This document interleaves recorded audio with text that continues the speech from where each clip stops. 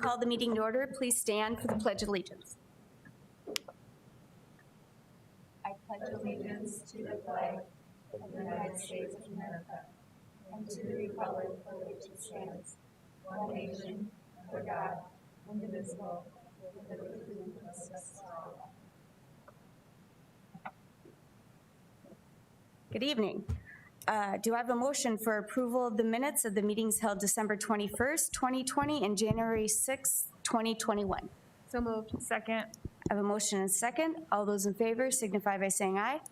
Aye. Opposed, same sign. The minutes have passed. It doesn't look like no one will sign up to address the board on non-agenda items or agenda items. Thank you. Approval of the agenda. Do I have a motion to approve? So moved. Second. I have a motion and a second. All those in favor signify by saying aye. Aye. Opposed, same sign. The agenda is approved. On to the good news report, Deanne. Good evening. In 2021, all of us have been inconvenienced in some way or the other over the past several months due to COVID-19. And while the virus has caused inconveniences and annoyances for us, like mask wearing, staying apart from one another at meetings such as this one, the virus and its effects have really starkly uncovered the needs of the already stressed systems, already stressed families, and already stressed students in our community. That may seem insurmountable unless you have the support of a community partner like the Sioux Empire United Way. And they stepped up to support our students and our families in a time of need. And I'm going to ask Patty Lake Torbert, our Student Support Services leader, to tell you more about how the Sioux Empire United Way came to the aid of our families in this time.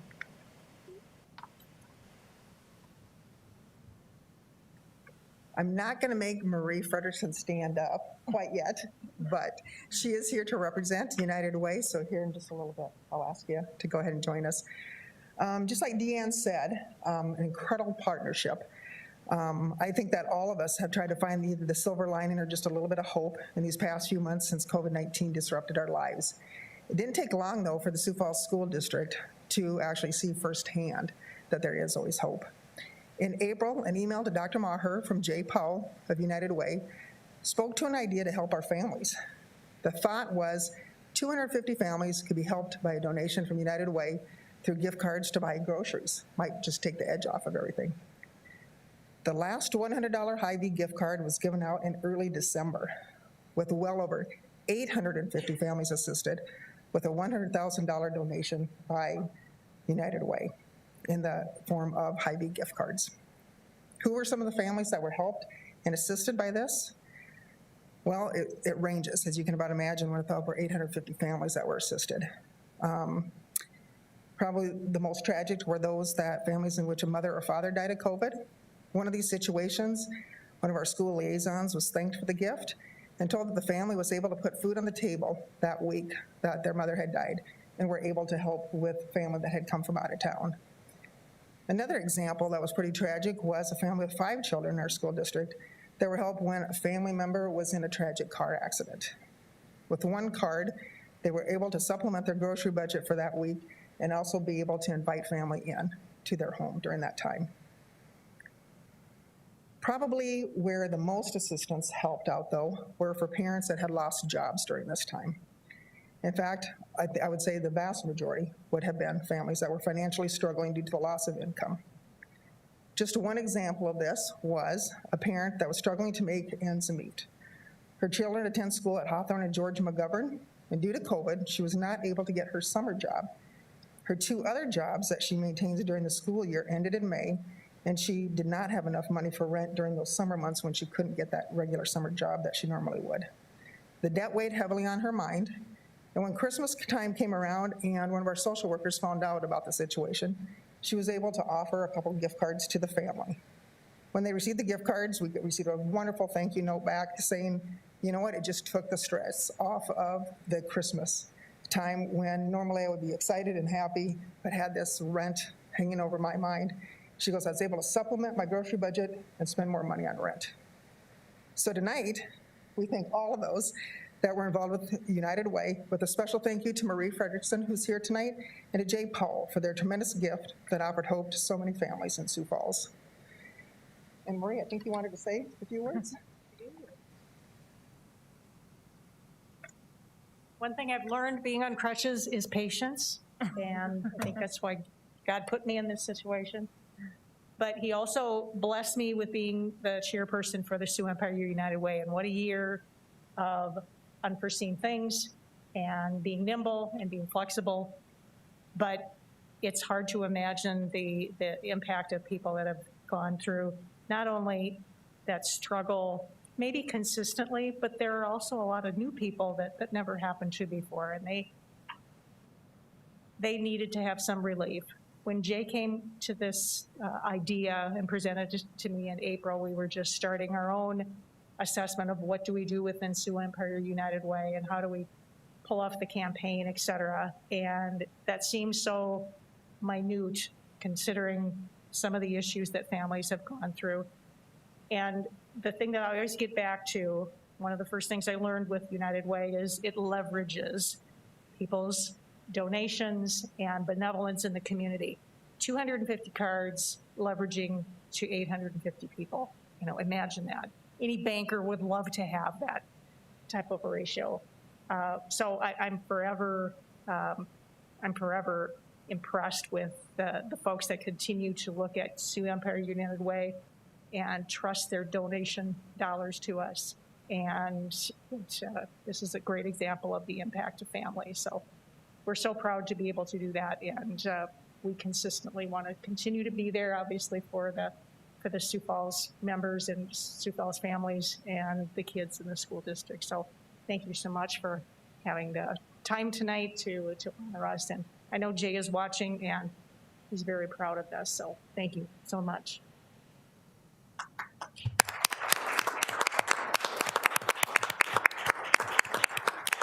We have a certificate of appreciation that we'll hand to Marie out in the lobby now. Awesome. And the United Way has been a partner with the school district for a long time, so thank you for all you do, including this latest project. We greatly appreciate it. It helps us keep our families strong and students able to come to school, and we know food and getting groceries is a very important part of that puzzle piece for them to have success in our district. So thank you very much. Thank you. Thank you. Moving on, there were no new conflicts of interest presented. I'll move to the consent agenda and items 9A through E. Do I have a motion to approve? So moved. Second. I have a motion and a second. All those in favor signify by saying aye. Aye. Opposed, same sign. The consent agenda is approved. On to the supplemental consent agenda. Items 10A, 1 and 2, claims to Sanford Healthcare. Do I have a motion to approve? So moved. Second. I have a motion and a second. All those in favor signify by saying aye. Aye. Opposed, same sign. That passes with 3 board members and 2 abstaining, Board Member Ryder and Board Member Mickelson. On to 10B, claims to Avera Health. Do I have a motion to approve? So moved. Second. I have a motion and a second. All those in favor signify by saying aye. Aye. Opposed, same sign. Though that motion is approved with 1 abstention from Board Member Parker. Now to reports of the superintendent. Yep, we have 4 reports tonight. We have the first one that will be presented by Dr. Boyson, featuring some highlights from our teacher mentor program. The second report will be with Mr. Veek and our guest on the fiscal year 20 audit report. The third report will be with Mr. Kreider, talking about our capital projects and a public hearing on those items. And the final thing will also come from Mr. Veek with a legislative update. So Dr. Boyson, you can start us off tonight. All right, thank you. Good evening.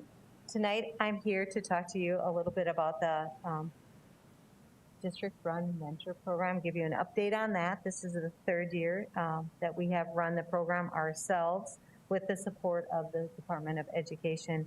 The district priority area 3, district staff with priority statement 6. The Sioux Falls District will explore strategies to retain high-quality staff, and the initiative review the district-run mentor program. The state mentoring program was created by the Department of Education and implemented during the fall of 2016 to support mentoring of new teachers to the profession. The program provides teachers with 0 years experience access to a mentor teacher for the period of 2 years. If new teachers come into our district with 1 year experience, then we are able to provide them a mentor for 1 year. So total of 2 years. That mentor program has some requirements with that, and the mentors attend face-to-face mentoring seminar during the summer. They attend the new teacher kickoff. They have a webinar series, so 3 webinars throughout the year. And then after the school year's over, they attend the summer academy with their mentee or that new teacher. And they maintain a mentor log, which includes 34 hours of mentoring for those new teachers. And they have access to a swivel camera, so that way they can provide feedback to that teacher, and that's that micro teaching. That camera sits here, and as that teacher walks around, the camera follows them, and it has a microphone to pick up that. And they upload those to the cloud, and teachers and the coaches can give feedback to those teachers on that. The new teachers attend that kickoff with their mentor. Again, they have 34 hours of mentoring, and they attend the summer academy with their mentor. The focus of the mentoring program is to provide experience for the mentor and mentees, build strong relationships through sharing knowledge, leveraging skills, and cultivating talent. The primary goal of the relationship is personal and professional development for teachers in their first 2 years of the teaching profession. Through the mentoring relationship, mentors have the opportunity to coach, guide, and share experiences, knowledge, and skills, which contribute to that mentee's development. The graph on your screen shows the number of first and second year mentees that we've had in the district. So this year through the 2021 school year, we have 68 teachers with 0 years experience, and we have 62 that are back for that second year of mentoring. And so just a great program, great strength to reinforce those new teachers and help support them through that process. The district instructional coaches serve as mentors for classroom and the physical education teachers. Content area teachers serve as mentors in those specialized areas and in fine arts. The format allows coaches to focus on high-impact instructional strategies to build the new teacher's capacity through structured professional learning opportunities. The mentor-mentee relationship starts prior to the beginning of the school year with that mentor-mentee kickoff. The mentor-mentee pairs spend 6 hours establishing and building the relationship, develop classroom systems, management techniques, lesson structures, curriculum resources, and learning management systems to support students learning in the classroom and at home this year due to COVID-19. So really providing that extra support with that new learning environment this year. The district-run mentor program is funded by the South Dakota Department of Education for the development of mentors to support new teachers. Mentors in specialized content areas and fine arts receive compensation for the completion of those mentor requirements. However, instructional coaches do not receive the compensation as the duties align with their job description.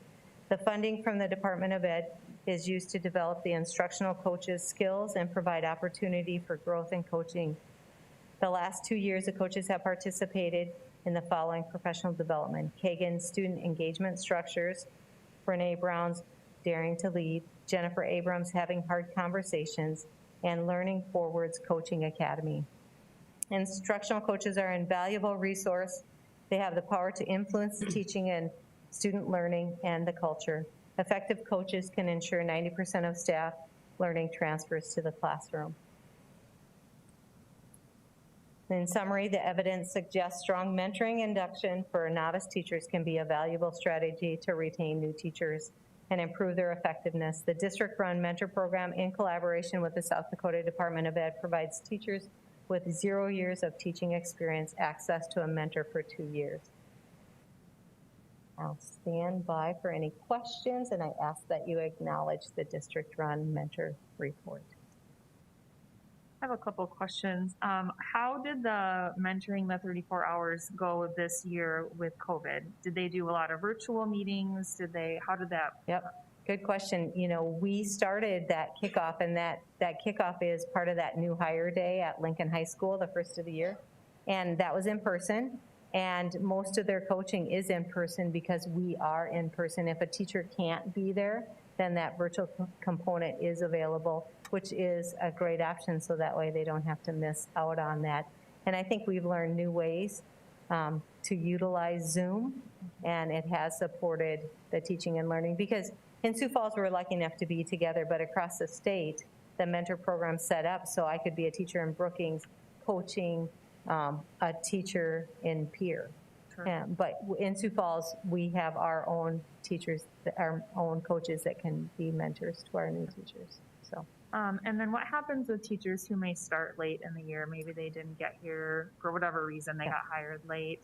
They're first or second year teachers. How do we get them involved? Yep. We get that if they join us prior to December 1, we get them aligned with an official mentor.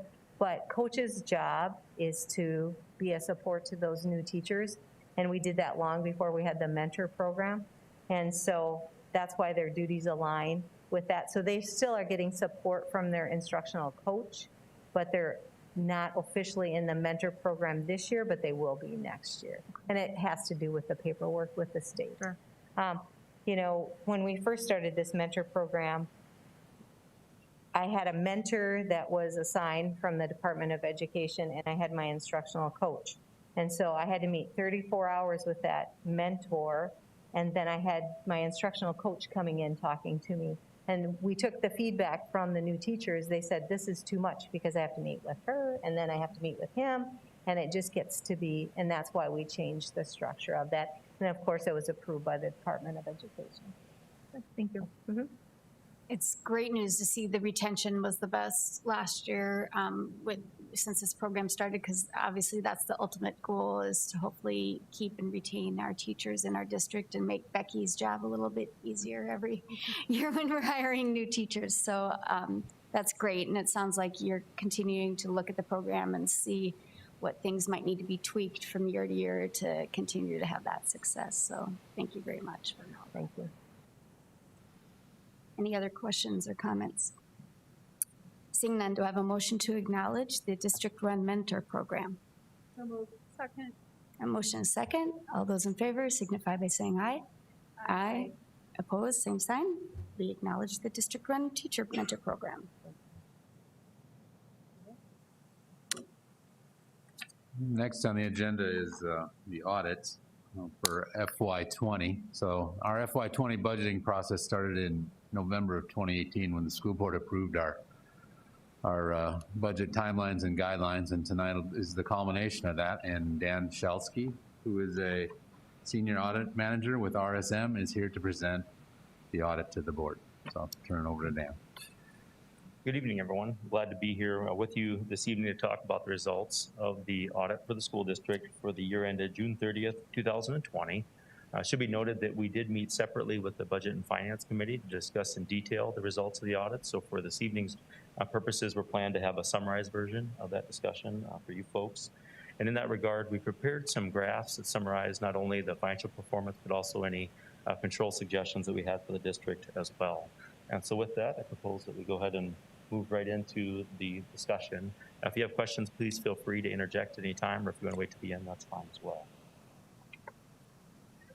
As it relates to the audit, we are substantially complete, but not finalized. We would aim to finalize soon after pending approval at this evening's board meeting. So anticipating finalizing the report here in January 2021. Looking at the financial results, first we have a summary of the government-wide net position, including any restrictions. It should be noted that this is an all-encompassing view of the school district's operations, and it's also presented on the full accrual method of accounting. So it includes capitalization of fixed assets on the balance sheet, as well as the recording of long-term debt as liability. Looking at the total net position for both the governmental activities and the business activities of the district, you can see it was relatively flat from year to year, from 241 to 242 million. In those different components, there was about a $7 million increase in the yellow or unrestricted category, a $13 million decrease in the restricted, which is the dark red bucket, mainly due to the decrease in the pension-related deferred outflows from the SDRS pension plan. and in the lowest or lower portion of the column, about a $7 million increase in capital assets net of depreciation and related debt. Next, we're going to move into the fund financial statements, starting off with the general fund. It should be noted that this fund and several of the funds in the next slides that are governmental funds are on the modified accrual basis of accounting. So in those fund statements, capital assets are expensed as those are incurred, and the debt payments are expensed as they are made as well. The general fund is always considered a major governmental fund for audit purposes. Here we have a summary of the fund balance. It should be noted that the district planned to decrease the fund balance by about $1.3 million, but property taxes and bank franchise taxes were more than budget by about $3 million, where our expenses came in under budget about $4 million, mainly in purchase services and supplies and materials. It should be noted of that ending general fund balance of $20 million, about $19.9 million of that is unassigned, which from an annual perspective would represent about 11% of the general fund's 2020 expenditures. Looking at the general fund revenues by source, this summarizes the revenues broken into local taxes, state taxes, federal grants, and other. Total revenues for the general fund increased from $175 million to $180 million this year. That $5 million increase was mainly due to increases in local taxes and state sources in fiscal year 2020. From an expenditure standpoint, the general fund expenditures were relatively flat, increased from $178 million to $179 million in fiscal year 20. That's about 0.5% of an increase. There was an increase in salaries and benefits, but that was primarily offset by decreases in supplies, materials, and purchase services. Next, we have a summary of the general fund revenues, expenditures, and pie chart format, essentially showing that in the lower left there that the general fund revenues are primarily supported from state sources and local taxes, which make up 89% of the general fund revenues, while from an expenditure standpoint, salaries and benefits consume 86% of the general fund's resources. Move over to the Special Education Fund, which is also a major governmental fund. This is the fund balance shown here. It increased about $1.5 million this year. While the district had initially planned to decrease fund balance by about $800,000, it actually increased due to salaries being under budget by about $1.6 million this year. And then moving on to the SPED revenues and expenditures, the summary at the top of the SPED revenues by source, including the total revenues in this fund, increased from about $45.2 million to $45.6 million, so that's about a $300,000 increase this year. While property taxes increased about $2 million, that was mostly offset by decreases in state aid and federal grants that were received this year. In the lower portion there, the SPED expenditures decreased about $1.7 million from $45.7 to $44 million this year, and that's mainly due to decreases in salaries and purchase services. The pie charts for the SPED fund show that most of the SPED revenues are generated from local taxes and state aid, which collectively compose 85% of the SPED revenues, while salaries and benefits consume approximately 85% of the SPED expenditures. Next, we'll move over to the capital outlay and project funds. These are also governmental funds. They're shown on a modified basis accrual accounting. This is summarized into those amounts for capital outlay, capital improvement, hail damage, and then also the elementary, middle school, and high school projects. The total fund balance decreased about $53 million this year from $144 to $90 million, and that's primarily to using the bond proceeds that have been issued in the previous year in accordance with the district's capital improvement plan, which included expenditures for the new middle school and high school buildings, among other projects. Next, we have a summary of the post-secondary vocational fund balance. This is also a major governmental fund that the district has elected to show. All governmental activities of the Southeast Technical College are included in this fund, and any capital improvements for Southeast Technical College are generally financed through this fund. The district had initially budgeted to reduce fund balance by about $900,000. However, facilities acquisition was less than budget by $1.8 million, which contributed to the overall increase of $1.5 million in fund balance for 35% over the previous year, leaving $5.8 million in the SPED fund, the post-secondary vocational fund balance. Next, we have a summary of the food service fund revenues, expenditures, and net income. This is a major enterprise fund, so this is on the full accrual method of accounting. You can see from a revenue standpoint, it decreased about $4 million this year. That was primarily due to a decrease in the number of meals that were served related to the pandemic. Expenditures decreased also, although not at the same ratio. They decreased about $800,000 to $11.9 million this year. And that was the reason the decrease wasn't as significant as the revenues was mainly due to the increased cost of meals served with the move towards more prepackaged items during the pandemic. In the food service, there was a net loss this year of $1.5 million shown there in yellow. And then moving over to the food service net position, you can see the ending position there of $7 million as of the end of the fiscal year. Of that, $3.2 million in yellow is unrestricted, $600,000 is restricted there in the red column, while $3.2 million is for capital assets, net of related debt in the dark purple column. Moving over to the group health insurance fund. This is an internal service fund that the district uses to account for its self-insurance plans. The revenues for this fund include both the employer and the employee insurance premiums that are contributed here, while the expenses primarily consist of medical claims that are paid out.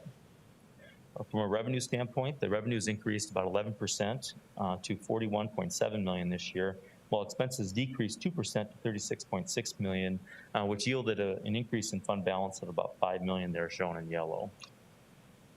And moving over to the group health insurance fund summary, you see the $5 million increase left an ending balance in that net position in that fund of about $15 million, which if you look at that from an annual perspective would represent about 41% of the group health insurance fund's expenditures from an annual basis. Next, we have a summary on the last two slides here of the post-audit communications from us as your auditors to those that are charged with governance, which would be you, the board. The district did not have any new significant accounting standards that were implemented this year. As far as audit adjustments, there was an adjustment to increase payroll liabilities and cash in certain funds and on the government-wide statements and reduce those amounts in the payroll withholding agency fund, in addition to an item to reclassify the deficit fund balance in the bond redemption fund from restricted to unrestricted. As far as any uncorrected misstatements, those would be misstatements that management has determined that are immaterial, and we agree with them in that regard. There were items noted here to move the remaining payroll liabilities and cash from the payroll withholding agency fund to the funds in which those liabilities were originally incurred in, as well as to record capital leases to increase the food service deferred revenue, adjust the allocation of internal service fund net income within the government-wide statements, and to reclassify certain amounts in the general fund balance to be non-spendable and restricted from unassigned. We did not identify any significant or unusual transactions during the course of the audit, and then the significant accounting estimates are included there for your review. On the last slide here, we have a summary of any internal control or federal work compliance findings that were noted. It should be noted that there was no reportable compliance findings noted as part of this single audit.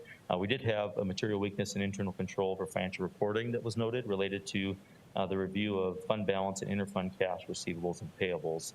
And separately, there were other control deficiencies that were identified and communicated separately to management.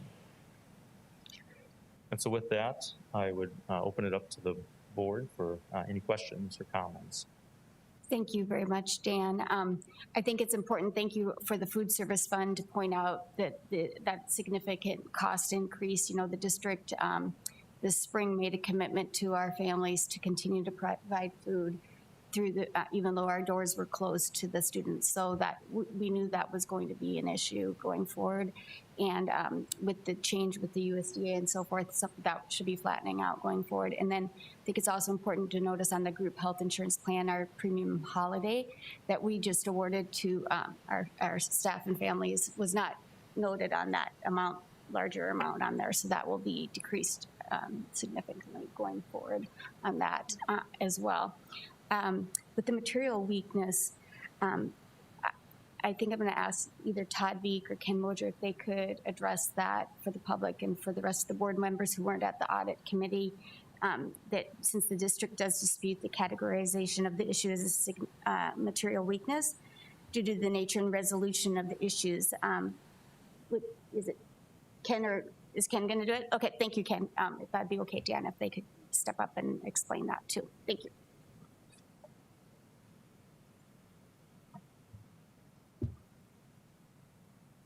Good evening, Ken Moser, Comptroller. I was going to point out too that in the large audited financial statement packet, the last page has a corrective action plan, and that also talks about the finding and the corrective actions that we're planning to do going forward. So the finding basically had 3 stated effects. And the first stated effect was that the cash and payroll-related liability amounts that were reported in the payroll withholding fund, which is an agency fund, understated such amounts in the fund financial statements and the government-wide financial statements by a total of $6.6 million as of June 30th, 2020. So each month, the employee deductions and employer fringe benefits for payroll taxes, insurance premiums, and other items are transferred to the payroll withholding fund and paid to the appropriate vendors out of that fund. Accounting guidance states that for reporting purposes, these payroll liabilities should not be reported in the payroll withholding fund, but should be reported in the individual funds from which they came. So it's been past practice for many years that reclassification of those payroll-related liabilities out of the payroll withholding fund and back into the individual funds was an adjustment passed by the auditors and included on the past adjustment schedule. And we thought that this would continue. However, with the implementation of the new finance software system, the June 30th payroll-related liabilities were all transferred to the payroll withholding fund during the payroll interface process, as opposed to a check being written to the payroll withholding fund subsequent to year end, which was the way it was done in previous years. And that resulted in significantly higher balances in the payroll withholding fund at June 30th, 2020 than in previous years. So because of this, the auditors could no longer pass on the adjustment, requiring the district to post that reclassification. RSM requested and we provided an entry to reclassify these balances. The corrective action will be that we will create a reclassification journal entry for posting to the audited financial statements each year going forward, and provide this along with all the other schedules and entries we provide during the audit. The second stated effect was that certain accounts within the payroll withholding fund have not been reconciled on a timely basis. We agree that the accounts related to specifically medical insurance premiums, dental insurance premiums, and life insurance premiums have not been reconciled on a timely basis. This is due to the complexity of the reconciliations, the implementation of the new finance system, and personnel absences from maternity leave and long-term medical leave. However, estimated payments and or invoice payments have all been made on these 3 premiums. Therefore, the balances in the payroll withholding fund are materially correct.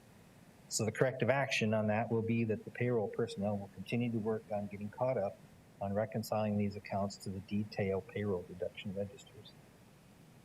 Then the third stated effect was that the fund balance restricted for debt service in the audited financial statements was initially understated by $1.8 million. This relates to the current negative fund balance in the bond redemption fund. It was our understanding that fund balances of special revenue funds, such as the bond redemption fund, were to be reported as restricted for the purposes of the particular fund. However, the auditors brought to our attention that a negative fund balance should be reported in the financial statements as unassigned rather than restricted. So the corrective action for that will be that future negative fund balances will be reported as unassigned rather than restricted. So any questions or comments? Thank you for that explanation. And Nan and I we were sat on the audit committee, and the other thing that Todd pointed out, like you did mention, is basically the perfect storm of a new accounting system and employee health issues or maternity leave that kind of led to a lot of these things. So we even asked do we need more staff in that department? And it sounds like now that some of those have been passed, it should be able to be on a timely fashion. So thank you very much. Okay, thank you. I think in just sitting on the committee and reviewing all the good works that you do day in and day out, I just want to really uplift all the things that are going right. This is a technical issue, and it's being addressed, and thank you for the work that you all put into it. Thank you. Thank you. And Dan, any other questions for Dan or Ken from other board members? Okay, seeing none. Do I have acceptance of the audit for the 20 year from RSM report presented today? So moved. Second. I have a motion and a second. Any further discussion? Seeing none, all those in favor of the audit report signify by saying aye. Aye. Opposed, same sign. That passes. And then it will go to legislative table review, right? Is that the other step that before it's all? Thank you very much.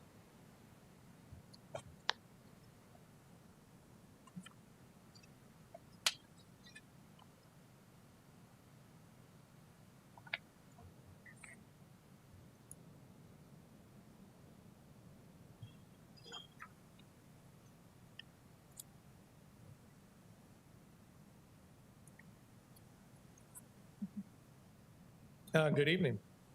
I have the public hearing for various projects. We have 5 projects tonight to discuss, and I'll go through that, and then we can open it up to the public for their input if there's anyone here to talk to it. So number 1 is Lincoln High School. The project's going to construct an exterior restroom on the east side of the building for security during exterior events. Going to expand the existing training room to meet district standards. Then we're going to integrate quite a few capital outlay projects with this one. We're going to construct a tennis storage building adjacent to the courts. There's going to be some dominoes. We're going to relocate the orchestra classroom north of the current location. And this will allow us to construct a corridor into the fitness center and also provide some extra space for music to get it out of the exterior storage into the building, so they'll have better control over their environment for the instruments. We're going to replace the windows in the E-wing, and also repair the metal wall panels that have been kind of beat up. They're the original 1964 wall panels, so several of them are in pretty tough shape. So we're going to be doing that. We're going to replace the metal lockers in the boys' varsity locker rooms, and we'll also do some lighting replacements in the upper cafeteria and library areas.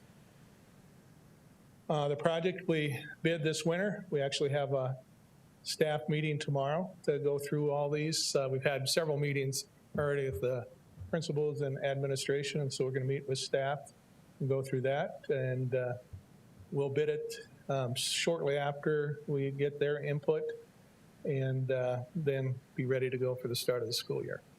So the funding for this is bond, $390,000 in bond, in the CIP bond, and then capital outlay is $950,000. The next project is JFK. This is kind of like we did last year with Cleveland. We're holding the public hearing a little earlier than we need to allow us to be out for bids, because Cleveland is out right now and will be bid probably, I think, the 21st, and give us that opportunity to get bids earlier on these bigger projects. So this one's quite a bit bigger project. This will construct a new gymnasium, associated areas, convert the existing multi-purpose room into a band and general music classrooms. Then we'll convert the existing gym into the multi-purpose room, and we'll construct a new drop-off and parking lot to the south of the building. So it'll extend out to where the parking lot is now, and there'll be a lot of dominoes that will happen with that. Capital outlays projects that we would like to incorporate into this project is get rid of the movable walls between classrooms and construct permanent walls, update ceiling and lighting in all classrooms, and then upgrade fire alarm, intercom, and clock systems. This one will be bid next year at this time, and with the completion of August 2023. So it'll be a couple summer project. The bond portion of this project is for $4,540,000 with $10,000 in furniture and equipment. And the capital outlay that includes all the walls and those sort of things is $1.2 million. The next project is Jane Addams Elementary. And this will be a little different from what the original CIP is, because we've obtained the property and we want to kind of put it together as one project. So this project will construct two music rooms on the west side of the building. We'll demo demolish the 2 houses that we've acquired, and we'll relocate the playground to the southeast corner of the building, and then we'll construct a new parking lot where the existing playground is. We'll get the playground off Kiwanis Avenue, where it'll be a much safer situation for all the kids involved. The capital outlay portion of this project is renovate 2 existing restrooms. I'd like to install a fire sprinkler system in the building. There's only 2 buildings in the district that's not fire sprinkled. And this will give us an opportunity where we can do the water service through the playground and get that done so we don't have to do it in the future. Replace existing galvanized piping in the tunnels, also update fire alarm, intercom, and clock systems, and repaint corridors and provide some new floor tile in the corridors. This project will be bid in March 2021 with the hope that it will be done in August 21 for the start of the school year. We should be able to get started with the playground construction as in April, right after the bids. The cost for this one is construction for the bond is 1.915 million. Furniture and equipment, and that's primarily the $350,000 is primary play structure that's going to be put on the new playground, and then the capital outlay is $570,000 for all the miscellaneous things inside. Okay, number 4 is instructional planning center. This is a small bond portion, but it's construct a security area for the receptionists in the lobby here, and also provide some security offices, or not offices, but conference rooms that HR can meet people and go to, and they won't have to go into the office areas when they meet with certain people during certain times of the depends on who they're meeting. How's that? Then also the capital outlay portion of this is construct a small addition on the north side for exterior storage and community education material storage. And then what we'll do is convert the old exterior into a curriculum storage, book room on the south side of the building. Okay, and the cost of this, the bids will receive in late spring and with a November completion. So we have a little bit of time to complete this. We'll try to get the lobby done first, and with exterior storage later on. And we don't have a kids to worry about out here. The bond portion is $59,000, and the capital outlay portion is $300,000 for this project. And the final one is Patrick Henry. This is all capital outlay. This is not a bond portion.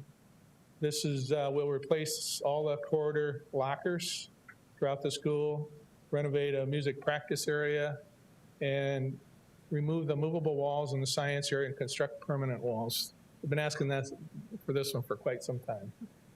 And this project will be bid in winter of 2021 and scheduled for August 2021 completion. And the total cost of this is $690,000. So with that, that is all the projects listed, and I'm here to answer any questions and open it up to the public for any input. First of all, any questions?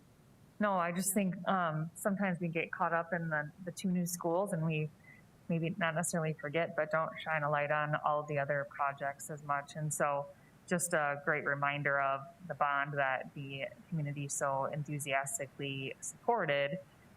It's not just the students going to these new schools that will see the benefits of that, but these, I know the last one's not technically bond money, but still, here's another 5 schools that will see the benefits of having improved structures, safer, secure schools, even just the aesthetics of updating things that have been around for forever. So I like to see that so many of those will be right away this fall as students are coming back, and we'll be able to enjoy some of those new amenities that they'll have in their school. So. We are all hoping that everything will be done in time. Yes. And COVID changes things, and you just never know what you're going to deal with as you move forward. Yep. So far, we've been pretty fortunate.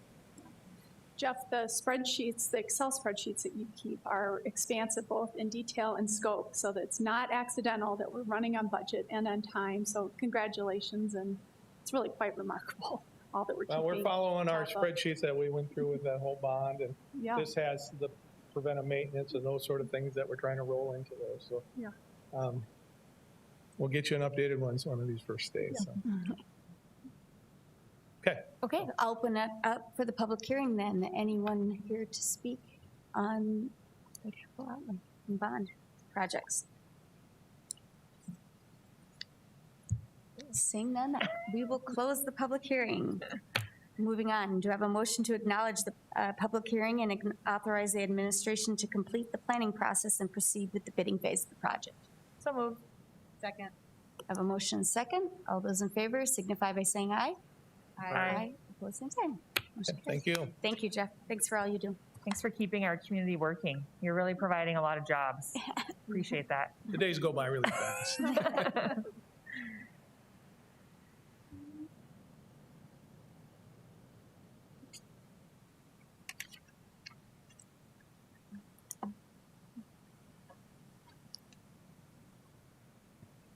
The next report is on our legislative update. It's one of several we'll have over the next couple of months, and it'll be the shortest. As you know, last week we had area legislators in to go over, give them, just remind them a little bit about the demographics of the district, and then go over some of our priorities for the legislative session and then out into the future as well. So the session actually starts tomorrow, but, and you know, our process is to look at bills that are submitted, and then we write up a proposed position on it, and then bring it to the board for approval. So every year there are bills that are written by the agencies, or members of the agencies anyway, that get pre-filed. So there are a few in there right now that we've written up for you for tonight, and I'll just go through those real quick.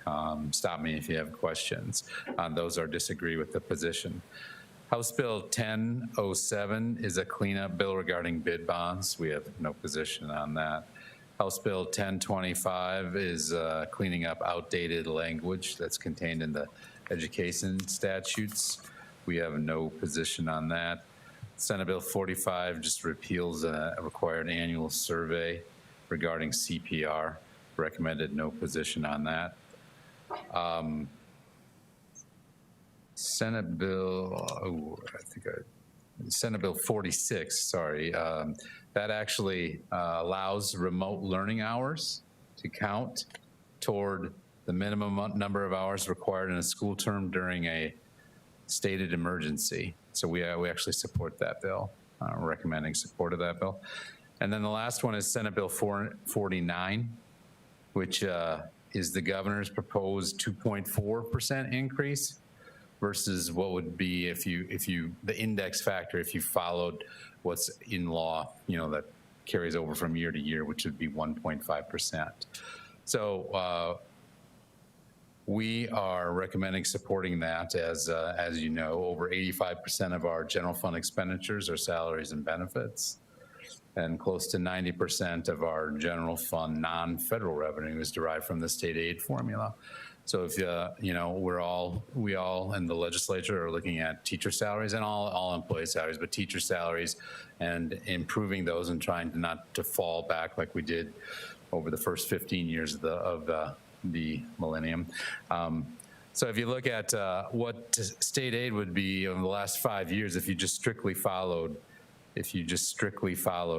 the what's in the statute for the index factor of 3% inflation, whichever is less, you get 0.3, 0.3, 1.7, 2.3, and then 1.5.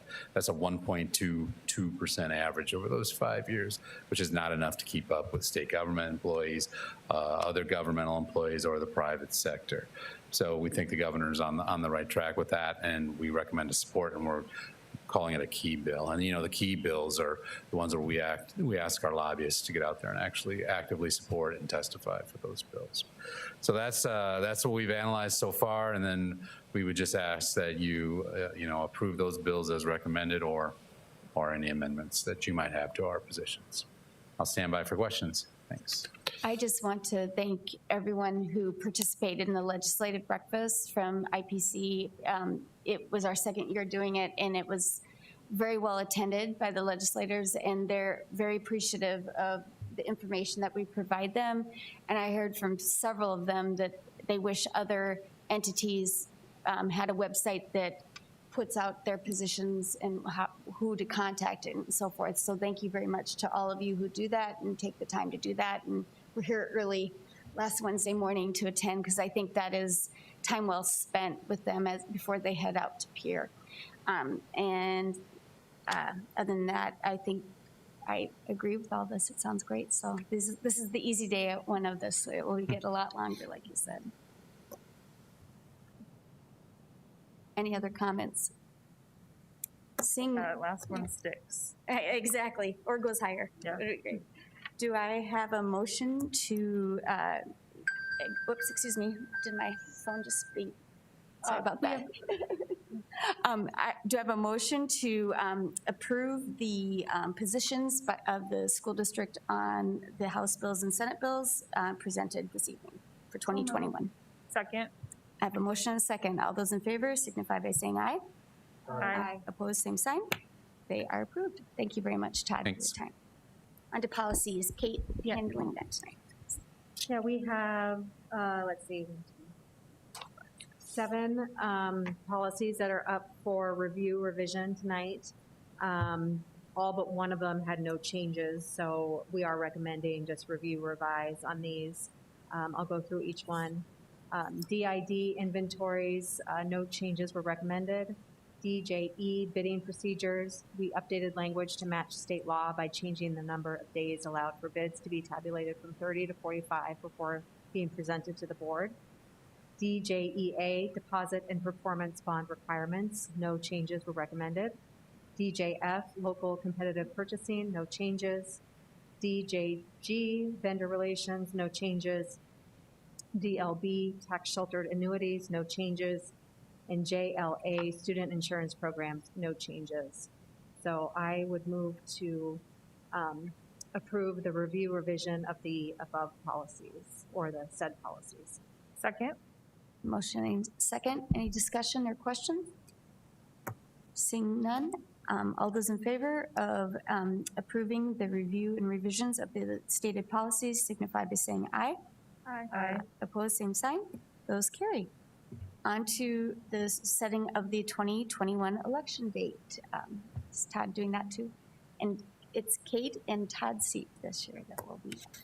That's right. We have, you all have 3-year terms, and Board Member Parker and Tolke's terms are up in July. When we're in a even numbered year, we almost always combine with the city.